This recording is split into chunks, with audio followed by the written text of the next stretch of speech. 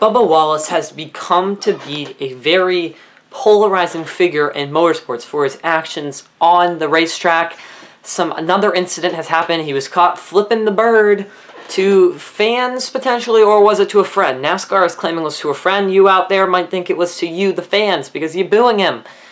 And then a more serious topic. Someone hacked Bubba Wallace's team radio. The question now is why, what, and you guys may have some opinions on it. We'll dive right to it. Wynn's gonna punch his ticket to the championship 4.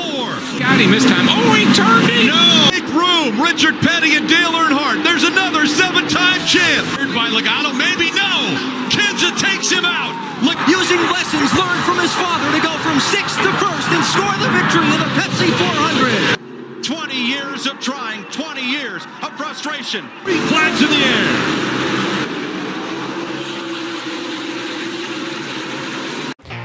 Hello everyone, welcome back to another video. My name is Cameron Simpson. We're going to have 2 different topics revolving around the same driver in the same weekend. Let's just say Bubba's having a tough week. And those of you out there, some of you might be passionate about this, some of you might not, but it has to do with NASCAR. It's more of a controversial topic that we're going to get into, but it does have to do with motorsports and NASCAR, and that is what we're going to bring it up.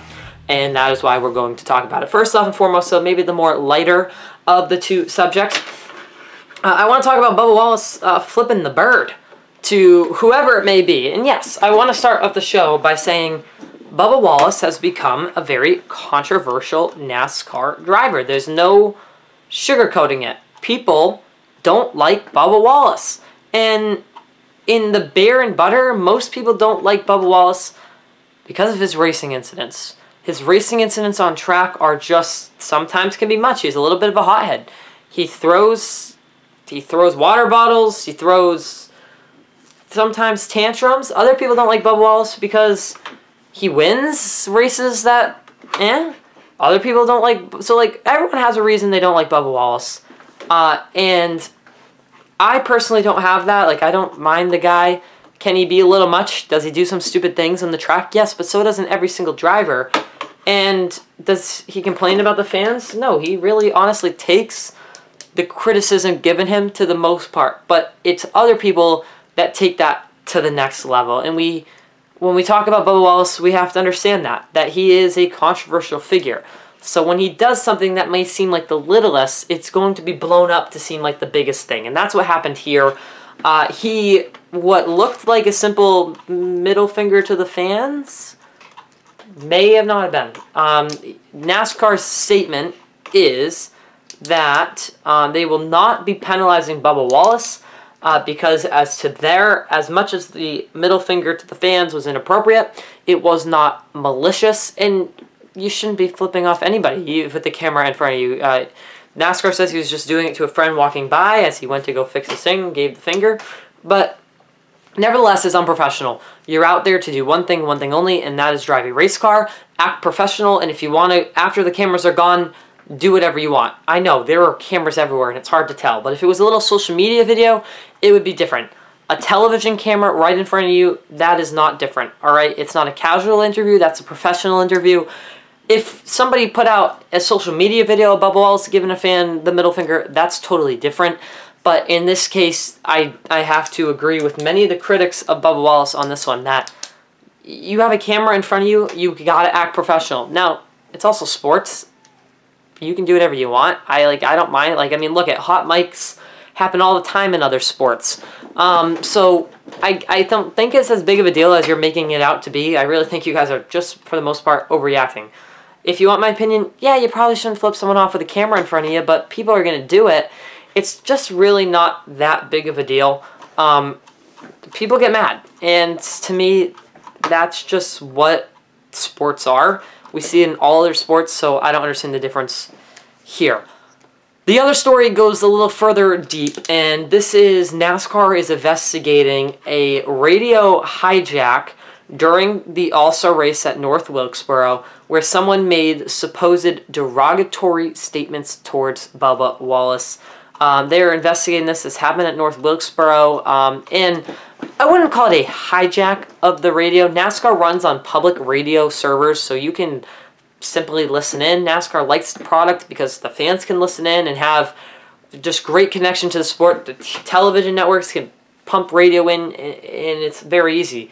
So NASCAR uses a public radio channel, but that means that anybody that's listening on that public radio channel that can figure out who is who can easily access that channel and say what they want.